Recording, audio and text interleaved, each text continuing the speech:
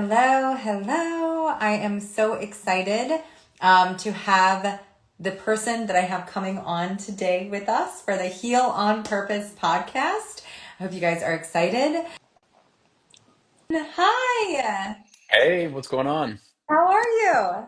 Thanks for having me. Great to be Oh, with you. yes. So I'm so excited to be here with you too. Well, I was just sharing that this is the Heal on Purpose podcast, and one of our goals is to transform consciousness, not to wait for an outside situation, um, you know, uh, whether it be in relationships, health, or business. To wait to transform your consciousness, but to do it as a matter of will. And as I was just going over what you do, it's so in alignment when you're talking about, changing the family tree and creating this vision and being the one. And so I'm so excited to introduce to my following who we have here today, who is Justin Prince. You have created 5 multi-million-dollar companies and generated over $2 billion in sales. Is that Yeah, correct? that's that's all right. Yep. That's incredible. I've had my business for 11 years now, not at the $1 billion mark yet, but would love to be there. So I'd love to ask a few questions. So you are also an author about being the one. Yeah. And can you tell me a little bit about what that means, being the one, be the Yeah. one? So I wrote a book called Be the One, and really there's two premises, right? So the first one is success is an identity process. And so the first part is that you recognize that you're the one. You recognize your identity as the one. So think about it this way. If you were to take your parents and your grandparents and your great grandparents, if you were to go up 12 generations, so 12 generations was about 400 years and it was 4,094 people. Hmm. So 4,094 people from all over the world came together to create you. You are the one. And you are the one that these folks lived for, bled for, cried for, died for, gave everything they had for, is for you to have this moment, this life, this breath today, to have it. And so, success is an identity process. It's like if you see yourself as a loser, you're not going to show up and play the game like a winner. If you see yourself as a winner, you won't roll over and quit like a loser would. Like it wouldn't be true with your identity. And so when you realize that, I'm the one for my family. Like I'm going to make new decisions to change my life and to be the one. By the way, the second part of the book is to be. So check this out. It's not to become the one. You already are the one. The Oh, I love. challenge and the invitation in life is to be. And as you know, be it's a the be is so present. Be is right now. It's like, the word decision comes from the Latin. Decision meant to cut, the D meant off. So when they created the word incision, it cut in, and a decision cut off. So what does that mean? It means you come to a moment of your life and you make a decision to go left. Well, you've cut off all possibilities of what would happen by going right. And we've all never been this old before. We'll never be this young again. And you can't always control what happens in life, but you can control what happens next, because you can make a Oh. new decision right now to go be the one for your family. Go be the one for your life. Go be the one that lives a life and writes a story that future generations look up in their family lineage and they say, it was her or it was him. Like he's the one for our family. And so, that's where the concept came from, is just three simple words. But the idea that, you're the one, and then the second challenge or the invitation of life, and the reason I wrote the book was to give you kind of practical strategies and systems and tips and so on to be the one in your life.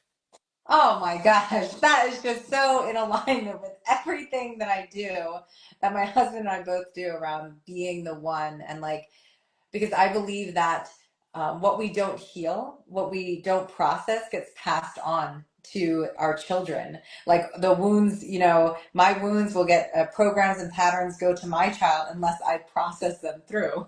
And so there's so much scientific research, books like The Body Keep Score, and all these books that It Didn't Start With You are finding that it does, this energy, this DNA does pass on. So I love that you're saying be the one is like be the one that creates a lasting legacy of love for your family, and I believe generational wealth, yes, it can be abundance and finances, and I can't wait to ask questions on this, but I also think true generational wealth is healing yourself, right? And healing anything that doesn't serve you. And I love what you're saying about the decision, because that, I mean, I'm sure we can both agree that's probably the most important part when you that like resolve, that Yeah. decision yourself, like, okay, this is where we're going and this is what we're doing.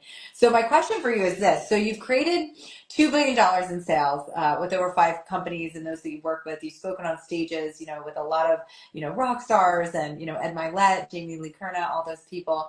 Tell me, tell me what you had to do to shift your money mindset. Because I know you didn't always start with this abundance. Yes? Yeah. No, so I came from kind of a middle class family. My folks got divorced when I was 12. I was my mom's oldest. My older brother, older sister were from my dad's first marriage. And so when my parents got divorced, I was the oldest at home with my single mom. My dad was still in my life for sure, but I was the oldest at home with my single mom. And I had really no professional background. I was making pizzas. I was doing construction work. I used to work at a mall kiosk selling animated Bible videos out of a mall, And I tease people that the mall is where all of us old people used to go, and the Amazon was a river. So some of you guys are old enough to remember the mall. And I remember the mall. when I was introduced to entrepreneurship at 25, and my first business, I just went for it. I was like, man, I'm in, like, let's go. I just kind of caught the bug and the vision of like, I could be free and like, let's do this thing. And long story short, the company failed. We were distributing nutritional products, and the parent company basically changed their business model. So our distribution, channel was over. And so it was really circumstances outside of our control, but it completely killed our business literally overnight. And so Wow. when that happened, uh, I was below zero financially, back on credit cards, back on taxes. I moved my pregnant wife and our now two babies into the loft of my wife's parents' garage. So I had two little kids sleeping in the closet. My wife and I sleep in the loft area. Wow. And, during that time, specifically, I remember there's many nights like it's like 1 in the morning and it's pitch black and we're in the room and the kids are in the closet and my wife and I are sitting there sleeping and I go, babe, are you awake? And she goes, yeah. She goes, are you awake? I said, yeah. And I said, am I chasing a fake dream? Like, is this ever going to actually happen for us? Like, what the freak am I doing with life? And fortunately for me, she believed in me probably more than I believed in me. She's like, hey, you got this, hang in there. Abraham Lincoln said, I'm a success today because I had a friend who believed in me and I didn't have the heart to let him down. Mm. And, sometimes it is pretty powerful to find someone, just one person that will say, hey, I believe in you and, you've got what it takes. So I kind of kept moving through it. Eventually, I eventually built that business because I'd started a new little business, built and sold that business. And then I worked with a company. I came into a 25-year-old company that had had 8 years in a row of double-digit decline in revenue. So they were owned by a private equity group. Their company was failing. The equity group bought what's called a distressed asset, meaning they bought this dying company. And we came in as part of a transformation team. And over the next number of years, we kind of tore the company to the floorboards and rebuilt. And I went out and led the sales organization for the next about 11 years. And we did 2.5 billion in revenue, and travel over the world, spoke over the world, the whole thing. Well, long story short, the equity group structured on hundreds and hundreds of millions of dollars in debt at the end of 2021. And when revenue softened in 2022, it put the company in a precarious financial situation. And by 2023, the company was basically, couldn't self-sustain anymore because of the debt structure. And so when you're the number one earner at that company, you're making millions and millions and millions of dollars a year. You go from being an asset on a balance sheet to like a liability or an expense on the balance sheet. And so I land in New York for fall break. I live in Utah. My wife and I take our kids to fall break for the weekend getaway, and I get an email from one of the biggest law firms in America saying you're terminated and we're going to sue you. I was like, what the freak is going on? Because if they terminate, wrongfully terminate you, then they got to create a narrative. And I've Yeah. never seen legal used as a weapon personally. I've seen it used like in politics. You'll see people use the Yeah. legal system as a weapon, or maybe Yeah. in business. I've never personally seen it. So here's a $2 billion fund, and they're all of a sudden this he's basically this uh, reputation destroying campaign started. Yeah. And I remember thinking to myself, like, am I gonna, like, are they gonna ruin my career? Like, are they gonna, like, just crush me so hard? And I told my kids that night, we get in the hotel. It's about 10:30, 11 o'clock at night. I order them some room service. I'm trying to understand it. I'm on the phone with my attorney, just being like, what the freak is happening? I was the Yeah. number one earner. They didn't even give me a phone call. I was like, what the heck is happening? And I sat my kids down and I said to them, I go, your life's not going to change. I didn't want my kids to have this panic attack of like, Yeah. oh crap, like we have to move and freak, like we're not going to have friends. So I said, your life's not going to change. And I said, I want you to know something though. And by the way, I'm kind of holding back tears because I could burst into tears. I'm really scared. I said, they picked the wrong guy. Your dad's a fighter, and I'm going to stick up for myself, and I'm not done. Like our best days as a family are ahead of us. And Yeah. long story short, I went and fought the battle. You lose all your income and you're spending about $100,000 a month to defend yourself and defend your integrity and defend the truth. And that firm went through four different law firms. The equity group went through four different law firms trying to defend this narrative, and we just beat them in court, in all of our Yeah. motions and hearings. And long story short, a year and a half later, the day before payday, with no notice, they bankrupted the entire company. Didn't pay the employees, didn't pay Yeah. the salespeople. Yeah. They're actually in a lawsuit now with their employees, trying to collect. And so I went and launched a company about 10 months ago. We just finished our 10th month of shipping products in the wellness space with natural peptides, or what's called bioactive peptides. So you're hearing a lot about peptides that are the synthetics, the injections. We partnered with the top biotech labs in the world that are using artificial intelligence to identify peptides in nature. And we're pacing to do over $100 million in revenue. We've shipped over 500,000 orders in the last 10 months, Wow. 1.2 million products, and we're pacing to over 100 million in revenue our first year. Our goal is to do a billion in revenue in 5 years. And I share that whole journey with you to say, man, life, you hear the whole like life's not happening for you, it's happening to, or it's not happening to you, it's happening for you. Listen, those become cliches when life hits you hard. Hmm. And as I look back at this journey, I'm like, it all is happening for you. It's all the way you look at things. Wayne Dyer says if you change the way you look at things, the things you look at change. And it's so true. It's like you have a perspective shift, and all of a sudden, all this, it's like the old Mexican proverb. And I hope that many of your audience can relate to this with all the challenges you've been through in your life, the ups, the downs, the wins, the losses, the pains, the struggle. But the Mexican proverb said that they tried to bury us, but they didn't realize we were seeds. And that's definitely what happened with me. Oh, wow. That's an incredible story. I think everyone, no matter where you have come from, has went through that like dark night of the soul.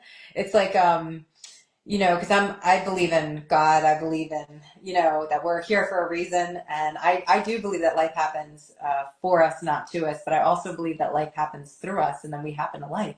And so it's like you're exactly what you're saying in that moment in your darkness, that is the decision. That's the definement. Like it Yeah. reminded me of when I was, this is 11 years ago. My husband had my first, I'm happily, very happily married now, but my ex-husband had just left me. My husband had just left me, and it Mm. was 7-year-old and I, and we literally had to move into my sister's basement. Like it's kind of a similar type situation. I remember there was just a line in the sand I drew with God where I was just like, I'm yours. Like this, because I was like having this pity party in my Yeah. head at first. I was like, I'm a failure as a woman, failure as a mom. And like I was just watching my 7-year-old sleep and I was like, this cannot be how this story ends. And it was like that defining moment when I was like, okay, I'm gonna take this pain. And I love what you said. You said they picked the wrong guy. I am Yeah. a fighter. Like Yeah, this for sure. spirit, this soul is someone who will not give up. And so that's what I did. And that was the moment I started my business 11 years ago, was in that basement. I started my healing community. And that's Mm. how all of us started. We hosted hundreds of events and we do these, live streams and all these things. It's just incredible, all the magic that's happened, but it came from a moment of pain. So how extraordinary from that moment of pain, who knows if you would have created the Yeah, business for or sure. that, right? And 100%. so what you're basically saying is, because I think it's such a powerful thing, you remove the judgment instead of like, oh my God, why is this happening to me? And you're saying, what could this be teaching me? How is God carving my spirit, right? Yeah, so check this out. this whole idea of be the one, right? And that success is an identity process. Yeah.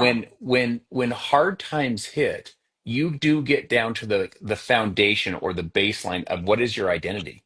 Like for Yeah. me to say that they picked the wrong guy, or for me to say I'm not done, or for me to say I'm a fighter, or my best days are ahead, that's all identity. My best days are ahead is an identity of an optimist. This is like my best days are ahead of me. That's optimistic.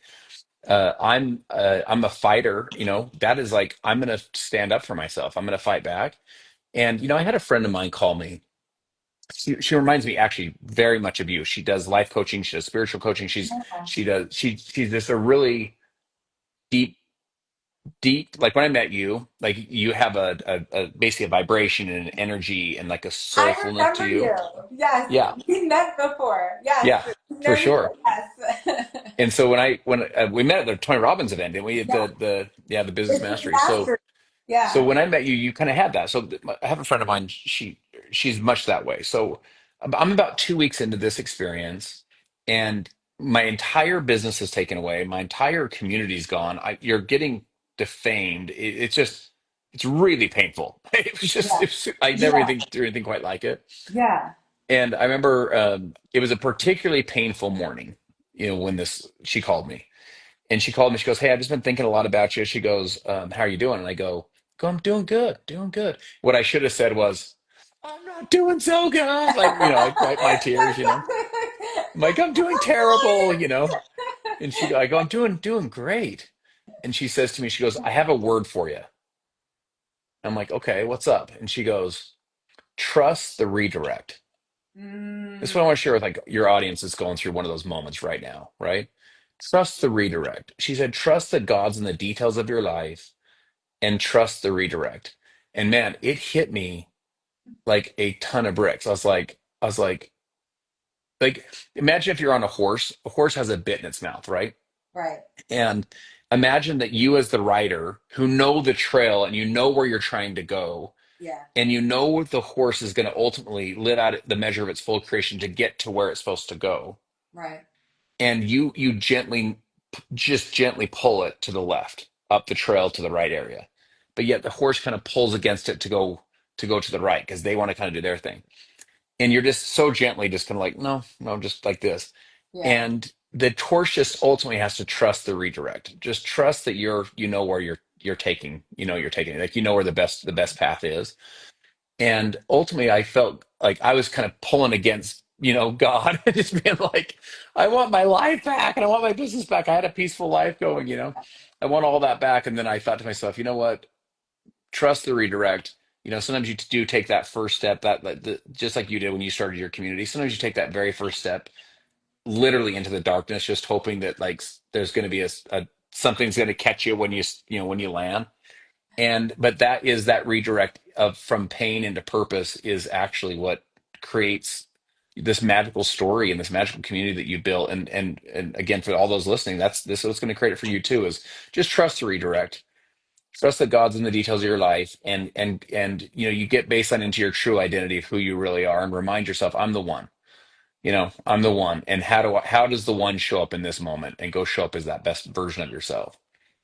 Oh, I love that. So you know what I love is you're giving them really easy tools that they can use like right away. It's just like that in the moment of the darkness, because I think that uh, life is supposed to be perfect. But if you think about like a straight line, I love what Tony Robbins says about a straight line is like you're dead in the hospital. He's like, life is full of up and down. And so how you navigate through them in those dark moments, okay, I get to trust this redirect in my life. I love that tool that you said. And just really seeing beyond, because, I think sometimes we think the doubt's not going to come up, the fears are not going to come up, like the anxiety's not going to come up. But actually, I believe that as you heal, that stuff does come up. So if I'm expanding my faith, and, more than I've ever expanded that faith, and that faith is coming through me, all of my doubts are going to come up and come out. And so instead of thinking, gosh, I thought I healed this, or I thought I was done with these thoughts. No, you're expanding to whatever that next level of your identity is. And I love that because now you've opened yourself up not just to millions, but billions, Hmm. that way. And it started this wellness company that's now helping so many people. So it's that energy around this or something better and not being attached to the outcome or what you think is the best decision, but really trusting and like letting God take the lead and take the wheel, even though it feels scary. Oh, I love that so much.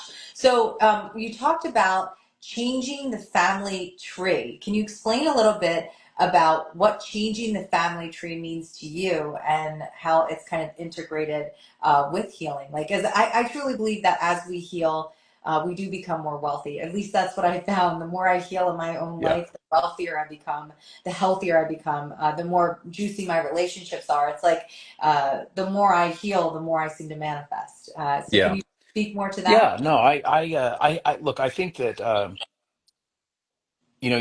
your past doesn't have to be predictive. I think a lot of times we look at it, we're like this. It's basically like there was a study once. There was a father that was strung out on drugs in and out of prison.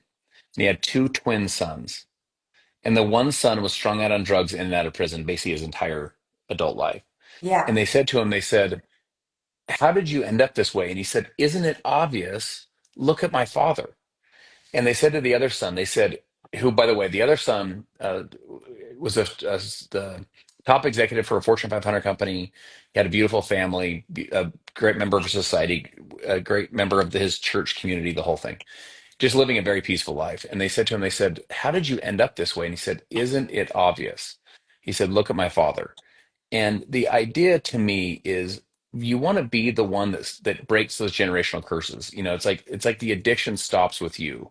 The Mm. abuse stops with you. The victim mentality stops with you. You say, "Listen, this is kind of how I was raised. My mom was this way, my dad was this way, my grandma was this way, my great grandpa."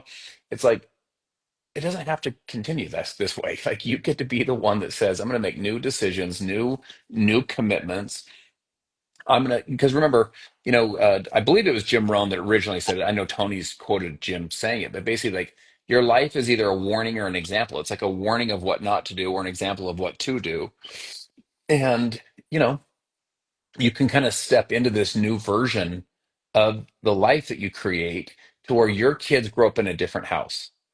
Your kids grow up in a different environment. I remember making commitments like, I'll give you two quick ones.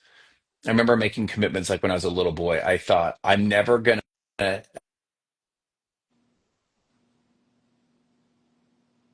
physically be scared that I was going to hurt him, that kind of thing. I remember saying I would never purchase pornography. Like I would never like bring pornography in my home. Now it's different today than it was back when I was a kid because today it's just so prevalent through Yeah. phones and just the whole thing. But like they're just these little commitments where like I'm just going to change the cycle here. Like I'm just going to change the way that it's done. And I think you can be the one to make those new decisions. And those new decisions can change not only your life, but really can have ripple effect down because people look up and they go, the financial principles, it was my great great grandma.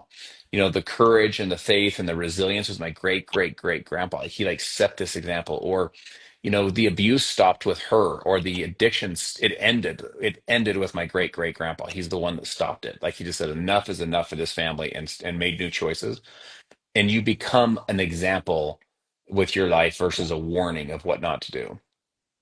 Oh, I love that so much. And I love the story about the twin brothers who had pretty much the same childhood, but they both made a different meaning about the Yeah. experience that happened to them. And then it's like both were a warning or an example of how you can live your life. And that's Yep. basically, I love what you said about victimization is we can transform victim consciousness. And that's what this is all about for me and why I'm doing this is because I think the biggest victims can actually be the biggest gift bringers when that energy Mm. is transformed. Because we go through these kind of, it shakes up all the energy within us. Yeah. And then we're like, no, I'm not going to fall in line. It ends with me. Like, this isn't going to pass down to this. And I love what you're saying because that's the generational healing that I'm talking about. And then because you don't have those patterns kind of guiding you, you open up to the opportunities to start billion-dollar companies or do over $100 million in your company in a year Yeah. in the wellness space and really help others. That's just it. it is truly inspiring to witness what you've overcome and what you've been able to accomplish and achieve, and the people that you've impacted and helped. And you have that same energy too, where I feel like when you be, like you're saying, be the one, when you be the one, it's almost like you become a walking, talking blessing. Like, because as we bless, we are blessed. As we're healed, Mm, we heal. And so I think that's such a beautiful thing to kind of tune into. For those, for my audience listening, like what he said is what you said. I'm just kind of giving it back to them, is that that identity, how important it is, how you see yourself. Because if we see ourselves as kind and loving and compassionate, we're going to be that, you know. But if we see ourselves as you know, lustful, or you know, in this dark space, we're attracting those yeah. experiences in. Is that what you're Yep. saying? Yeah. Yeah. Yeah. Yeah. I think, you know, this concept of as we heal, or as we become healed, we can heal others. It's just so true. It's like all leadership, the essence of leadership is example. It just all starts with us. It's like, Saint Francis of Assisi was one of the famous Catholic saints, and this ism comes from him. But basically, he's like, teach love, teach humility, teach wisdom, teach kindness, teach compassion, and if you have to, use words. It's that idea. It's like it all starts with just your example, the way that you choose to show up. And you know how it is. We always want everyone, we always want everyone else to show up. And like, please be these things. It's like, yo, we should be those things today ourselves. And the healed people heal people, hurt people can hurt people. And so I think showing up as the example in your life, showing up with living an intentional life where you're not just reacting to all the distractions of life, you are showing up with high levels of intention. Ooh, I love that so much. Intention is so powerful. And as I'm like just processing everything you're saying, it kind of reminds me a little bit of what Joe Dispenza teaches when he talks about our personality really being a reflection of our personal reality. You know, and he's like, you actually have to choose and select who you are, just like you choose and select your clothes every day. Mm, Who am I going to be today? And from what you're saying, we get to be the one, and that is so secret, and that is so special. And then we get to kind of pass that lighthouse of love on to our children. Like, hey, you get to be the one, the main character in your life. You know, is it going to be a tragedy or a comedy or a love story? And I think that's just so, it seems like because some people struggle. They struggle with finances, they struggle in their relationships or their health, and they're like, what am I doing wrong? Well, it's just these past programs and patterns that just keep running until you make that decision, like you said in the beginning. No, no more of this. Enough of this. This is where we're going. This is my new yep. story for my children, for my wife, for all of these people that I love. And so I'm just thinking about all the people listening to this, and because I truly believe in energy and frequency and healing, and I find myself like almost tearing up with the energy that's kind of being co-created here for the listeners and the audiences, that are listening to this.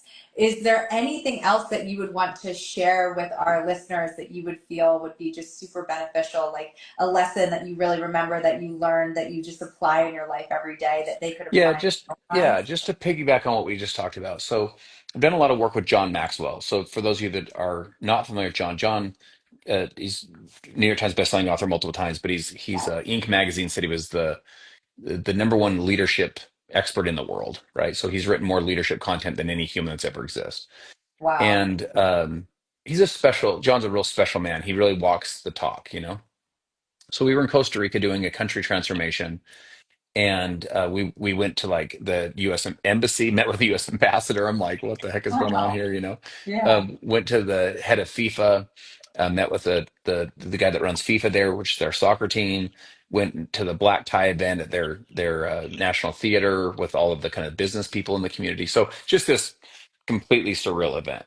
Well, one of the stops we make is at a local university. There's about 500 college students. So if you can imagine a college student, they're, let's call it 18 to 21, 22 years old. So I think most of us would refer to them as basically their kids. They're young adults, right? Yeah. And here's John. He's in his 70s. He has silver hair. He's kind of this oracle on leadership, and he's on the stage, but it's like a theater style. So if you guys can imagine a theater style would go up like this, right? So it's like kind of an auditorium theater style. And if you've ever watched John teach, he'll sit on a chair, like on a stool, like a high chair. He'll have a table next to him with his iPad, and then next to him is a guy named JV or Juan Veraken. Juan is actually his interpreter. They call him the Latin American John Maxwell because he not only does John's words, and they've done it for so many years. They almost are like his mannerisms. He's just such an great interpreter, right? So John's teaching these kids, sharing a bunch of messages with them. They're all taking notes, and then all of a sudden he just stops mid sentence and he pauses and he kind of sits back, crosses his leg, kind of puts his hand on his chin. And John said, if there was only one thing I could share with you that would have the most impact in your life, it'd be this one thing. Well, all the kids, as you would imagine, lean forward, like, what's the one thing from like the world's foremost authority on Yeah. leadership, right? They get their notes out, they're ready for the thing, right? So he still doesn't say anything. And finally, he stands up off his stool and he walks to the edge of the stage and he just holds his arms straight up like this on the edge of the stage. Doesn't say anything, just holds his arms straight up. And still hasn't said anything. 5 seconds have passed, 10 seconds pass, almost like awkward silence. Well, JV, Juan Verreken, he gets up and he walks to the edge of the stage and he holds his arm up, like this. Doesn't say anything, holds his arm up straight up in the air too. And the finally 20 seconds have passed, 30 seconds, and he's just standing there on the stage with his arm straight up in the air. Finally, John said, if there's only one thing I could share with you that would have the most impact in your life, it would be this. He said, live an intentional life. He said, most people, and he's holding his arms up, he said, most people have uphill hopes and downhill habits.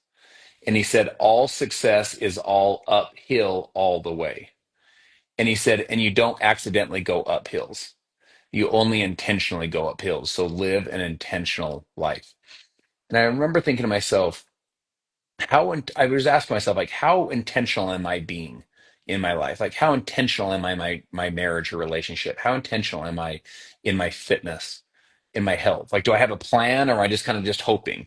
How intentional am I being in my career? How intentional am I being with my kids? Like, before they leave for school, do I give them a big hug and be like, yo, your dad loves you. Like, you remember who you are today. You're the one, that kind of thing. Like, how intentional am I being with these interactions? How intentional am I being with the energy I show up in a room? Do I just kind of walk in and bring all the baggage from the day, or do I like walk in with high intention? And I just remember thinking, live an intentional life. Like I'm gonna really focus on that. So as I look back, if there's just one thing I'd share with your team or your audience today, is just today, where can you show up with more intention? How can you live an intentional life? Because most people react to all the distractions of life versus intentionally create their life. And to your point, you can create a new reality and you can create a new personality in the process. And you can do it all with high intention. You don't have to just have the life that you have now. You can go create and design an extraordinary life. Oh, I love that so much. I love that. Oh man, that really just touched my heart. I was just thinking about most people, like you were saying, are living in past programs and patterns that they didn't even choose. For They've just sure. been integrated into them. So that intention, like, you know what? Okay, I have to decide who I want to be today. And you said, am I hugging my kid and saying, you're the one today. You got this. I'm so proud of you. Like those things, it's like you're speaking life over them, and so, wow. I can tell you I'm going to be a lot more present in every interaction that happens from this point forward. I hope everyone listening will as well. I will make sure to tag and link you out in this, Justin. It was such an honor to have you on today. You're such an amazing person. You have such a beautiful family, and obviously you have an amazing wellness company that is clearly impacting and helping many people. I'll make sure I link it out.